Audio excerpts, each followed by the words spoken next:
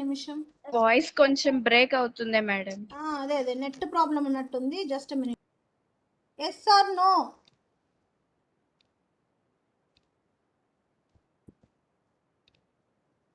Yes రాయలేరా మీరు?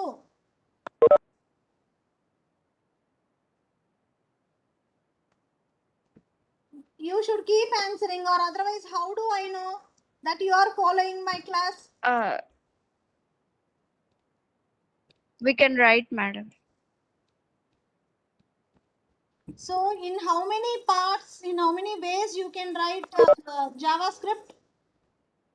One location is body section, second one is section, third one external file. External file, have you executed? Did anyone get output ma? మీవన్నీ కొత్త systems ఒకసారి చేసి చూడండి. Okay, next variables. Today's date and then write down JavaScript variable. Programming start చేస్తున్నాను. నిన్న simple program execution అయిపోయింది. Write down a JavaScript is simply a name of storage location. ఈ first ఈ line ఒక్కటి హైలైట్ చేసినది ఒక్కటి రాసుకోండి. A JavaScript variable is simply a name of storage location.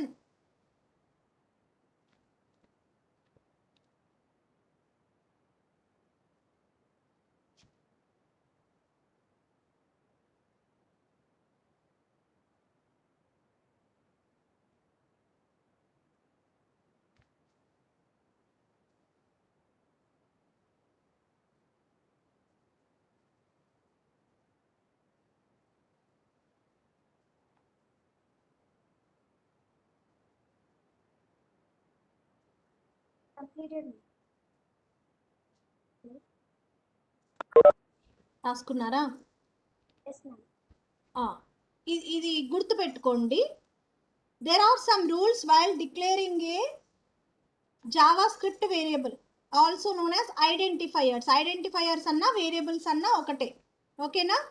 Name must start with a letter. అన్ని మీకు తెలుసు అమ్మా, ఇవి నేను మళ్ళీ రివైజ్ చేస్తున్నాను as there is in your syllabus. Name must start with a letter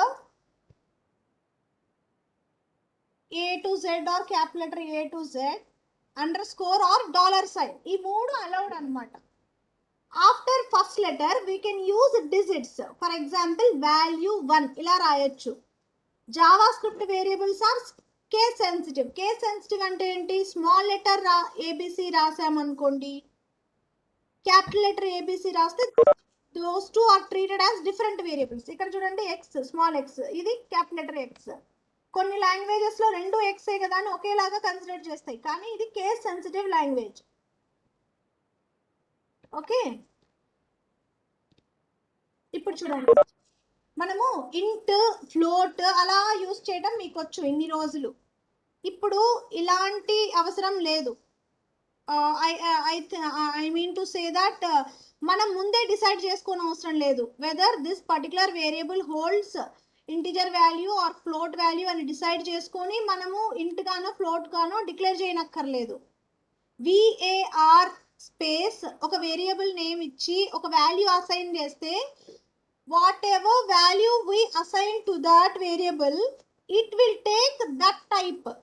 ఇప్పుడు నేను 10 అనే నంబర్ ఇచ్చాను. 10 ఇంటీజరా స్ట్రింగా? ఇంటీజర్. సో ఆ x ఇంటీజర్ లాగా యాక్ట్ చేస్తుంది. VAR అన్నది కామన్, అన్నింటికి కామన్, వెరీ సింపుల్. ఈ స్క్రిప్టింగ్ లాంగ్వేజ్ అందుకే సింపుల్ అంటారు. ఇంకొకటి వేరియబుల్ అండర్ స్కోర్ వాల్యూ ఇలా కూడా రాయొచ్చు. ఫస్ట్ ఇనిషియలైజేషన్ అసైన్మెంట్ ఉండదు ఇక్కడ, ఒకేసారి మనం వాల్యూస్ ని అసైన్ చేసేస్తాం వేరియబుల్స్ కి. ఓకే, ఇక్కడ వేర్ 1 ఇది వ్యాలిడ్, x అన్నది valid variable. Underscore value వ్యాలిడా కాదా? Underscore letter dollar symbol రావచ్చు అని చెప్పారా మనకి రూల్స్ లో? ఇదిగోండి, సో ఇది కూడా వ్యాలిడే, అండర్ స్కోర్ వాల్యూ కూడా. వేర్ యాజ్ 1 2 3 అనేది ఒకటి తీసుకున్నాం. ఈ వేరియబుల్ నేమ్ 1 2 3 తీసుకోవచ్చా?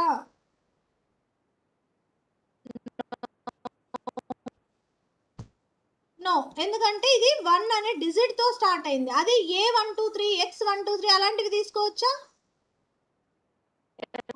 ఎస్. ఓకే, ఇక్కడ స్టార్ అసలు ఆ సింబలే not allowed for variables. Okay, so variable declaration తెలిసింది కదమ్మా. విఏఆర్ రాసి స్పేస్ ఇచ్చి వేరియబుల్ నేమ్ రాస్తాం. వేరియబుల్ నేమ్స్ ఇవ్వడానికి ఇవి రూల్స్. ఓకే, ఇప్పుడు చూడండి, ఒక స్క్రిప్ట్ రాశాను, చిన్న script. Variable x is equal to 10, y is equal to 20, వేరియబుల్ z is equal to x plus y. Document dot write z అనేది వాల్యూ ప్రింట్ చేస్తున్నాం. ఓకేనా?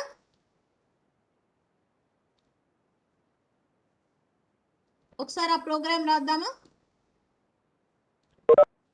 Yes, look here.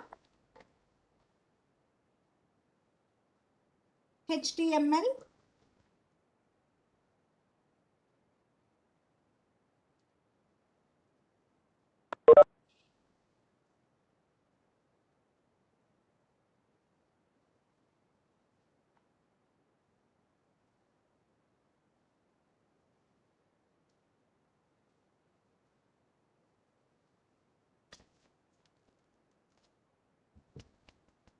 అమ్మ ప్రోగ్రామ్ ని ఫాలో అవ్వండి, మీరే ఓన్ గా రాయాలి, కాపీ పేస్ట్లు చేయడం కాదు.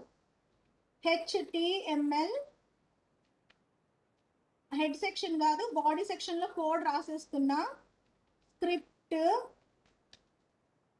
ఇక్కడ స్క్రిప్ట్ ఎండ్ చేస్తున్నా, ఇక్కడ బాడీ ఎండింగ్, ఇక్కడ HTML ఎండింగ్. ఇది స్ట్రక్చర్. ఇందులో నేను కోడ్ రాస్తున్నా. అమ్మా, are all of you following? Variable x is equal to ఒక నెంబర్ తీసుకున్నా 10 అని. Variable y is equal to some 20 తీసుకున్నా.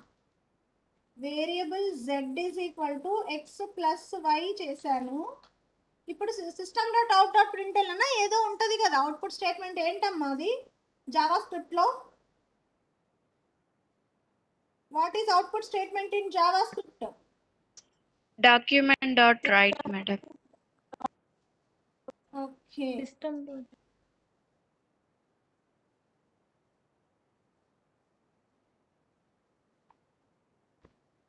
So document dot write z. ఇప్పుడు z అంటే z వాల్యూ ఒక్కటే ప్రింట్ అవుతుంది కదా. Document first dot right x print చేద్దాం. డాక్యుమెంట్ డాట్ రైట్ వైని ప్రింట్ చేద్దాం. Document dot write sum total is అనేది రాద్దాం. కొటేషన్స్ లో రాస్తే యాజ్ ఇట్ ఈస్ గా ప్రింట్ అవుతుంది. ఇక్కడ కొటేషన్స్ పెడితే ఎక్స్ ప్రింట్ అవుతుంది. కొటేషన్స్ పెట్టకపోతే ఎక్స్ వాల్యూ ప్రింట్ అవుతుంది. ఆ విషయం తెలుసు కదా మీకు?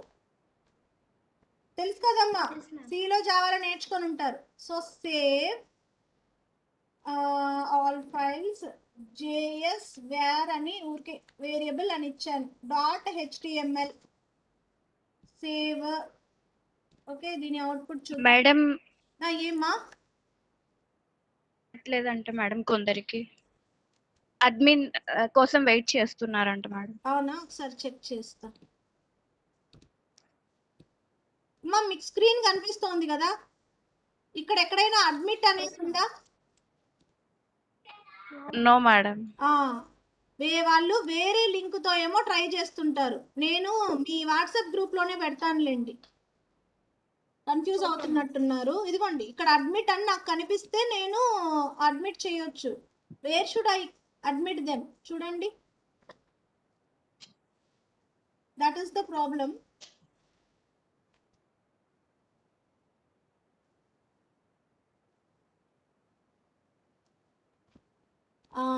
సో ఎగ్జిక్యూట్ చేద్దాం. అమ్మా ఇక్కడ చూడండి, అమ్మా 10 20 టోటల్ ఈస్ 30 అని వచ్చింది. ఇదేనా అవుట్పుట్? కనిపిస్తోందా? Is it visible to you? ఇలా ఉంటే బాగుంటుందా అవుట్పుట్? నెక్స్ట్ లైన్ లో ఉంటే బాగుంటుందా? ఒక్కొక్కటి ఒక్కొక్క లైన్ లో. ఒక్కొక్కటి ఒక్కొక్క లైన్ లో అంటే సో ఏం చేయాలి ఇక్కడ మనం? Right ln ln ln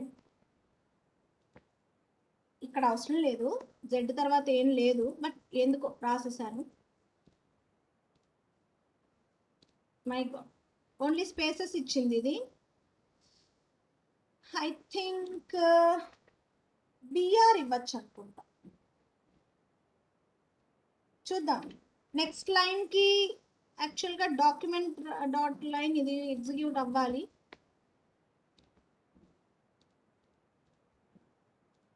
okay, ఒక్క నిమిషం.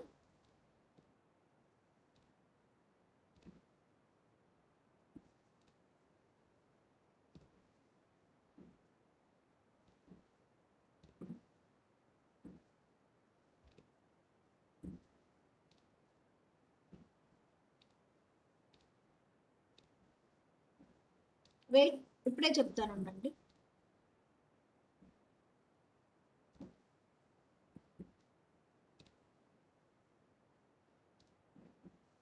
Mean while you write program రాస్తూ ఉండండి బుక్లో, నోట్బుక్లో.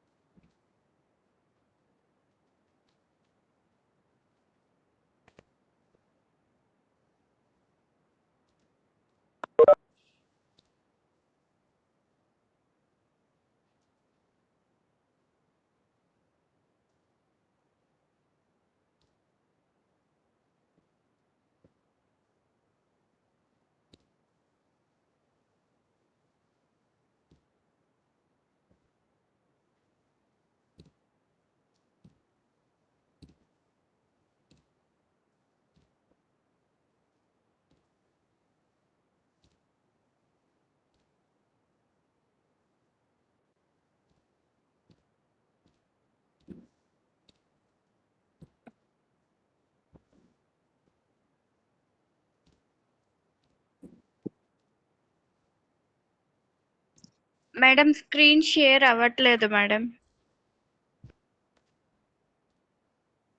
అమ్మా ఇప్పుడు కూడానా? వస్తుంది మేడం.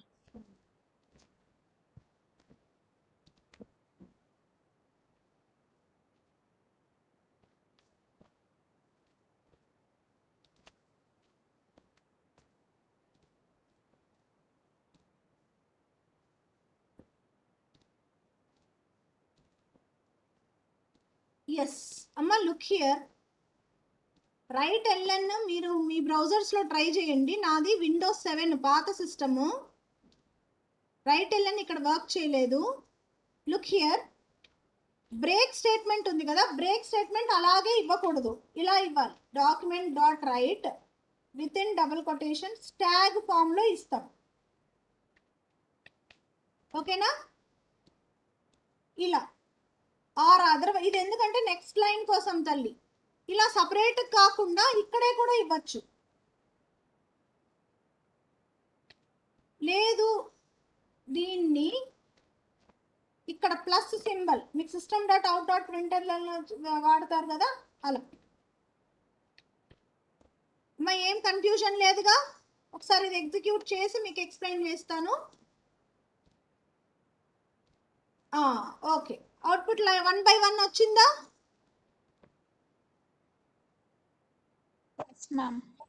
ఓకే, ఇప్పుడు చూడండి, ప్లస్ జెడ్.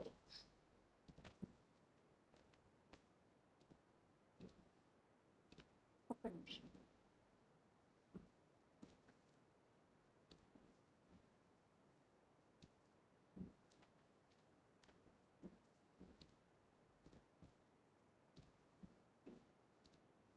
ఎస్ అమ్మా, లుక్ హియర్.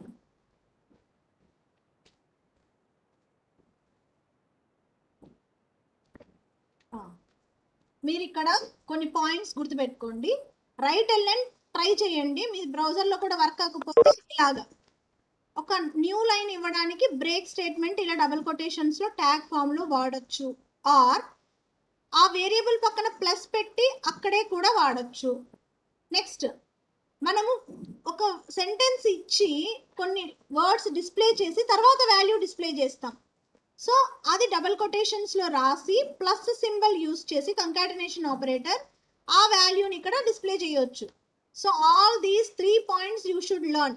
అలాగే వేరియబుల్ ఇక్కడ 10.5 పెట్టినా ఇక్కడ వేరియబులే ఉంటుంది, నేమ్ పెట్టినా వేరియబుల్ ఉంటుంది. ఏమ్మా సరేనా? ఈ ప్రోగ్రామ్ రాసుకోండి తల్లి, రాసుకొని అర్థం చేసుకొని రఫ్ నోట్ బుక్లో you practice and then do in the mobile యాప్లో. చాలా బాగా చేస్తున్నారు థర్డ్ ఇయర్ స్టూడెంట్స్ అందరు, ఎంపీసీఎస్ ఎంఎస్సిఎస్ అవుట్పుట్స్ బాగా పెడుతున్నారమ్మా ఇక్కడ గ్రూప్స్లో అంతా. Very good. But don't copy and paste please. నేర్చుకొని చేయండి ఓన్గా. రాసుకోండి. Once you write tell me. You have understood నా how to give next line. ఈ బిఆర్ లేకుండా write LN you try. Okay. Next అంటే వేరియబుల్స్ ఎలా చేయాలో చెప్పమ్మా, చెప్పండి. Yes, any doubts?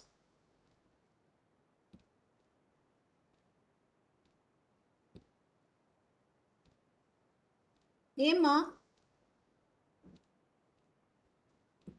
సరే మరి, ఓకే. ఈ ప్రోగ్రామ్ రాసుకున్నారు. నెక్స్ట్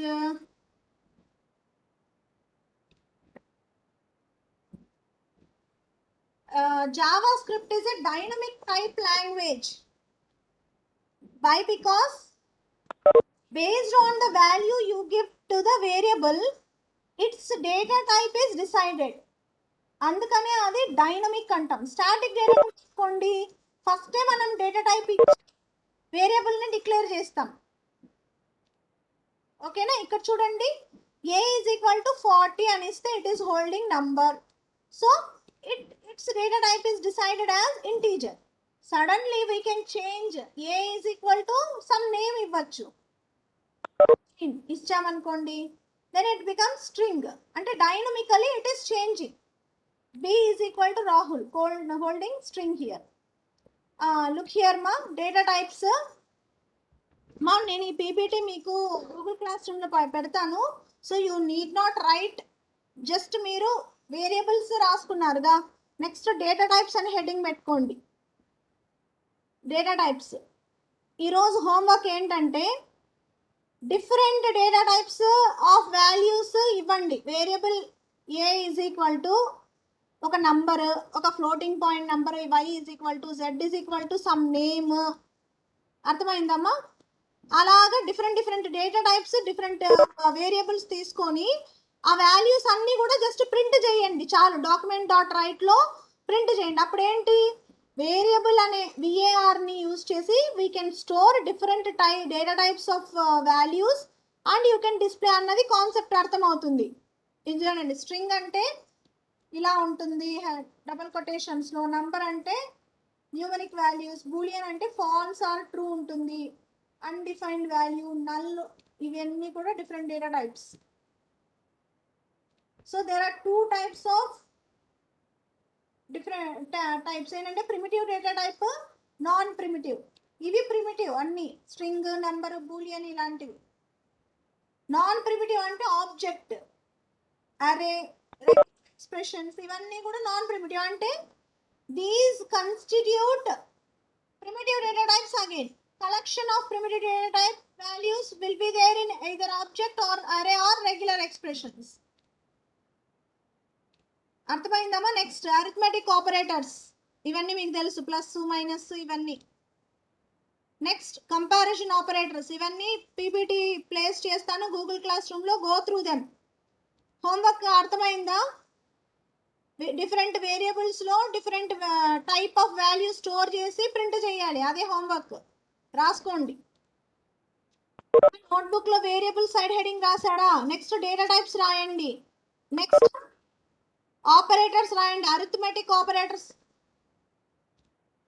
జావా స్క్రిప్ట్ ఆపరేటర్స్ అని ఇవన్నీ రాయండి.